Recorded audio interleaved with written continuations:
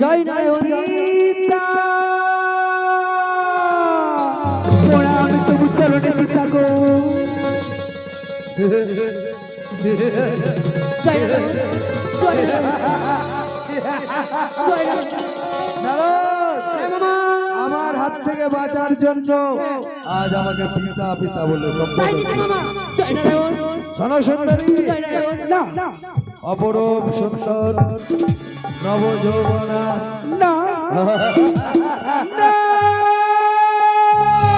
সুন্দরী, আজ যখন আমার সম্মুখে তুমি পড়ে গেছো, আমায় আলিঙ্গন করো। এসো আমার বাহুতে, এসো। আপনার কন্যা আমি নাম মরে মনসা পিতা হয়ে কন্যাকে সুন্দরী বলে উপহাস। এই যে ঘরে মোর রসার তলে চলে যাবে পিতা গো, ঘরে যাবে রসার তলে। বারবার আমায় পিতা বলে সম্বোধন করছে। সুন্দরী, আজ তুমি যতই ছলনা করো আমার সঙ্গে, পারবে না। এসো, যদি ইচ্ছায় না এসো, তোমাকে আমি জোরপূর্বক হবো। এটি আমি কি করে আমার আত্মরক্ষা করবো? এসো, এসো।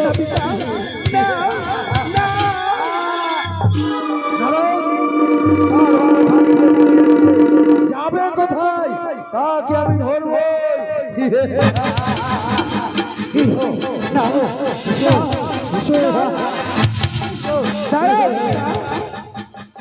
আপনার কন্যা আমি মনসা না, এবার যার সেই রূপ আমি রূপ ধারণ করবো।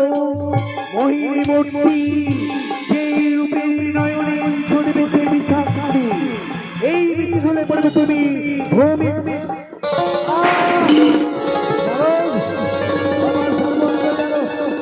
দাউ করে জ্বলে যাচ্ছে, এই জ্বালা আমি সহ্য করতে পারছি না।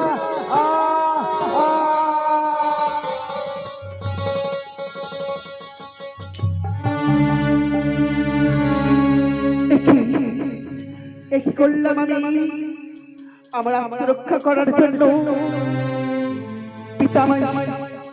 পিতাকে আমি বিষ্ণু এনে চেয়েছি, আমার এই বিষ্ণু পিতা মহাদেব ধরে পড়েছে। ওগো দেবগণে কোথায় রয়েছে তোমরা? আজ দেখা দাও পদ্মবনে। ওগো মনে ঋষিগণ কোথায় রয়েছো তোমরা? সকলে দেখা দাও, দেখা দাও দেবগণ, সকলে আমায় দেখা দাও। আজ মহাদেব অচৈতন্য। না না না, আমি কি করলাম? এটি কি করেছিস? আজ মহাদেবকে তুই বিষ নয়নে হেরেছিস। বিষ নয়নে হেরে মহাদেবকে তুমি অচৈতন্য করেছ মনসা। দেবাদিদেব মহাদেব আমার পিতা, পিতা হয়ে চিনতে না পেরে আমায় সুন্দরী বলে প্রেম আলিঙ্গনে চেয়েছিল জড়িয়ে ধরতে। তাই আমার আত্মরক্ষা করার জন্য আমি সেই রূপ ধারণ করেছিলাম, যেই রূপ শুধুমাত্র দেবাদিদেব মহাদেবের কন্যাই ধরতে পারে। চেয়েছিলাম বিষ্ণয়নে, আমার এই বিষ ঢলে পড়েছে পিতা ভূমি বলে। বলুন দেবগণে বলুন, আমি কি করে রক্ষা করবো আমার পিতাকে? মহাদেব যদি এইরকম অচৈতন্য থাকে, এই যে ব্রহ্মাণ্ড প্রলয় হয়ে যাবে। এই মহাদেবকে ভালো করতে নারদ পারে না, ব্রহ্মা পারে না, আমিও পারি না। পারি একমাত্র মনসা। তুই মহাদেবকে বিষ নয়নে হেরেছিস মনসা। তুই মহাদেবকে তার অঙ্গ থেকে বিষ নিষ্কাশন করে ফেলে তাকে ভালো কর। পিতার অঙ্গের বিষ আমি হরণ করতে পারি। বেশ, তোমরা সকলে আশীর্বাদ করো। আমি যেই বিষ নয়নে চেয়েছিলাম প্রাণে পিতা ঢলে ধরেছিল, আমি সেই বিষ হরণ করব। এই তো আমার হাতে রয়েছে এই পদ্ম। হস্ত, এই পদ্মহস্ত দিয়ে তার অঙ্কের বিনিময় করি।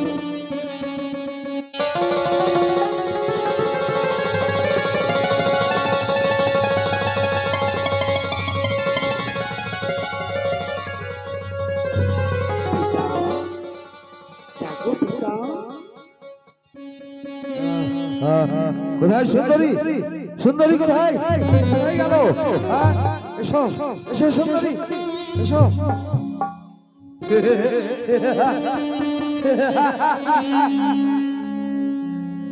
পিতা, এই রূপ ধারণ করেছি তবু বিশ্বাস হয় না আপনার। তবে পিতা গো, আমি শুনেছি নাকি আপনি মহাযোগী মহাধ্যানী। তবে আপনি দেখুন না ধ্যান যোগী, আপনার কন্যা আমি কিনা।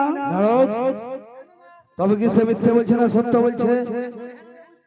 তাই তো বেশ, আমি ধ্যান করে দেখি সত্যই যদি আমার কন্যা হয়, কন্যা স্নেহে তাকে আমি আমার পক্ষে জড়িয়ে নেব। আর যদি না হয় তবে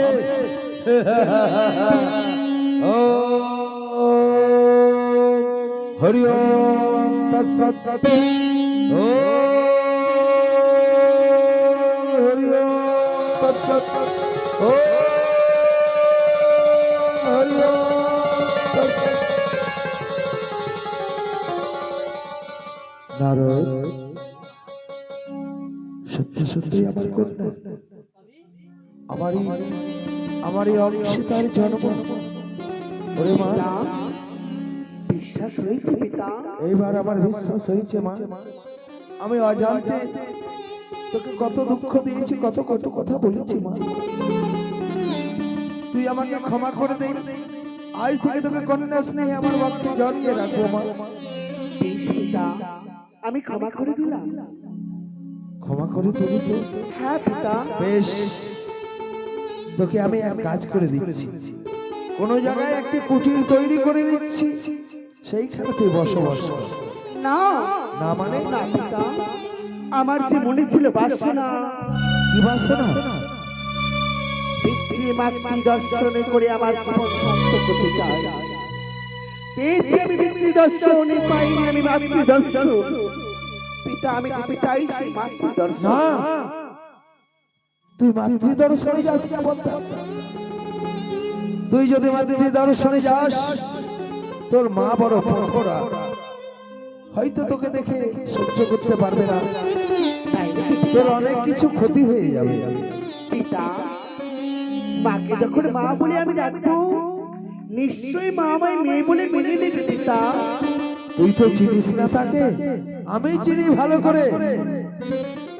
এই অসুর বিনাশিনী তোর মা সব সময় যেন রেগেই থাকে। হয়তো তোকে দেখলে সতীনী ভেবে কিছু করে দিতে পারে, মেনে দিতে পারে। পিতা, তবুও আমি পিতৃ দর্শন পেয়ে আমার জীবন সার্থক করেছি। আমি আমার সেই মাতৃ দর্শন করে আমার জীবন সার্থক করতে চাই। তবে শোন, তুই যদি একটি কাজ করতে পারিস, তাহলে তোকে আমি এই মাতৃ দর্শনে নিয়ে যাব। নাকি ভাগ্নে? জয় নারায়ণ, ওই এই রূপে তোকে আমি নিয়ে যেতে পারবো। তবে তোকে কীট রূপ ধারণ করতে হবে। তাই নাকি পিতা? ওই যে আমরা পুষ্প চয়ন করেছি, যে কোনো একটি পুষ্পের মধ্যে তোকে প্রবেশ করতে হবে। ও, বেশ।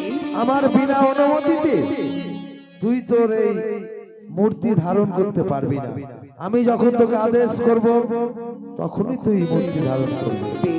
তারপর আমি তোর মার হস্তে তোকে আমি তুলে দেব। এবার মাতৃ স্নেহে মাকে প্রণাম করে জড়িয়ে ধরবি।